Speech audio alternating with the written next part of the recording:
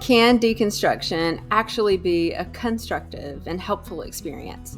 With the right tools, the right mindset, and the right approach, it absolutely can. It only takes a few minutes of scrolling through deconstruction hashtags to see some people mocking deconstruction or suggesting it's a fad or even an attack on faith and spirituality. But all of those things are just myths, and they fail to recognize the truth of what we actually know about faith, spirituality, and development. It also doesn't take long to find a lot of haphazard and actually harmful advice that just leads to confusion, anger, hopelessness, and even feeling stuck. So, this series is designed to help you have a better understanding of what deconstruction actually is and what it should be, and what it is not, and how you can deconstruct, or as I like to say, mindfully re examine your beliefs in a way that preserves instead of severs connection with your own spirit. So, what is deconstruction? Deconstruction is just a relatively new term that many of us use for a process that's been around for a very long time.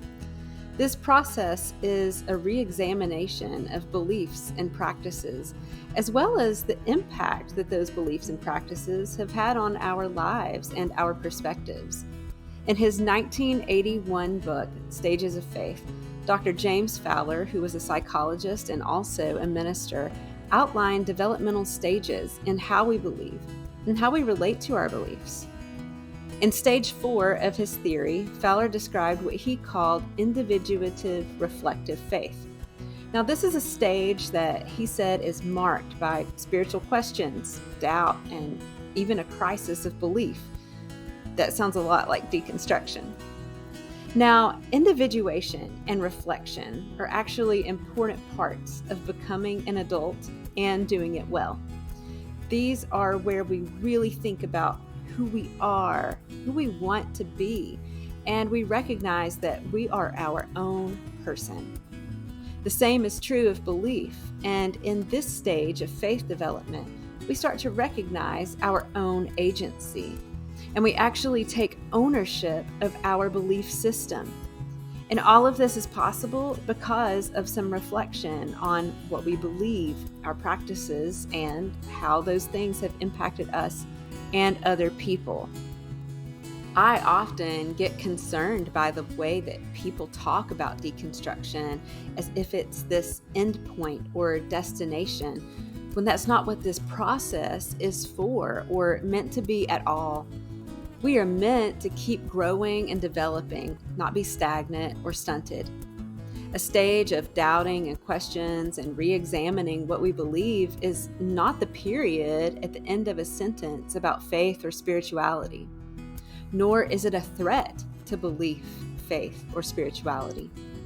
Instead, this is a launching point into deepening our understandings of ourselves, of the world, and of the divine, but only if we let it be. And only if we let it be by taking the right actions toward that deeper understanding. Otherwise, deconstruction can be an exit, and too often people use this word as a tearing down or abandoning of our deepest selves. In the next video of this series, we will talk about the difference between mindful deconstruction and mindful re-examining versus demolition or devaluing and discarding belief.